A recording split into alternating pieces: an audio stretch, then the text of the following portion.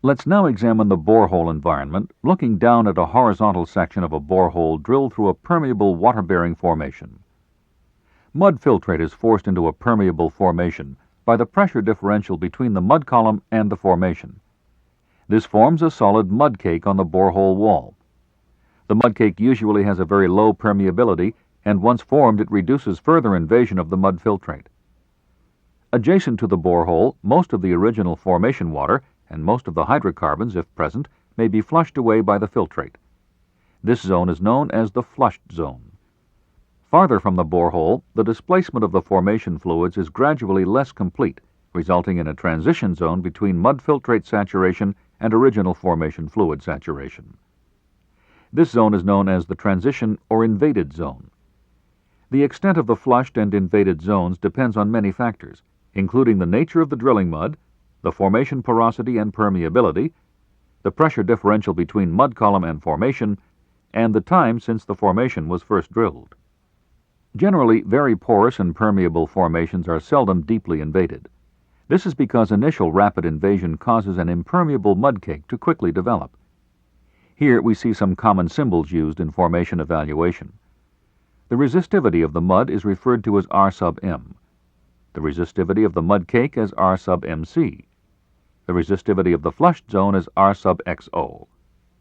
The resistivity of the mud filtrate within the flushed zone is referred to as R sub mf, and the water saturation in the flushed zone is referred to as S sub xo.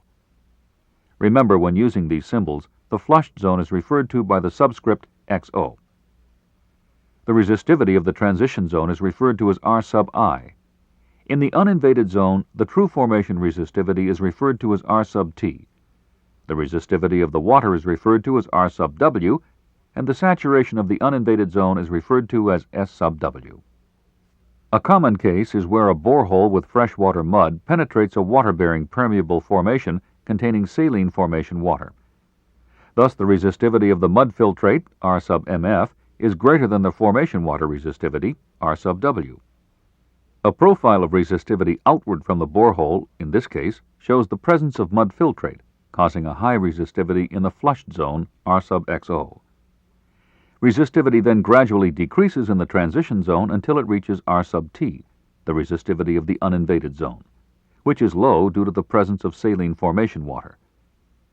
The symbol R sub O is used to denote the resistivity of a formation which is 100% water wet.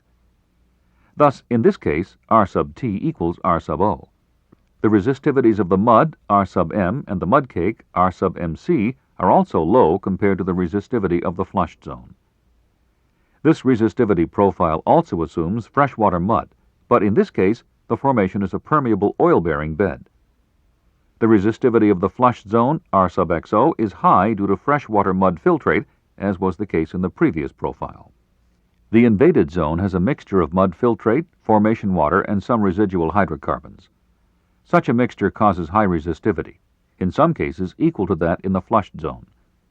Sometimes in hydrocarbon-bearing formations, the mobility of the hydrocarbon is greater than that of water. In this case, an annular zone, R sub AN, with a high formation water saturation, may be formed between the invaded zone and the uninvaded zone. Thus, this annular zone, if present, may show up as a zone of relatively low resistivity. Because hydrocarbons are highly resistive, their presence in the uninvaded zone causes higher resistivity than if the zone contained only saline water. The resistivity of this hydrocarbon-bearing uninvaded zone, R sub T, is normally somewhat less than the resistivity of the flushed and transition zones, which contain freshwater mud filtrate.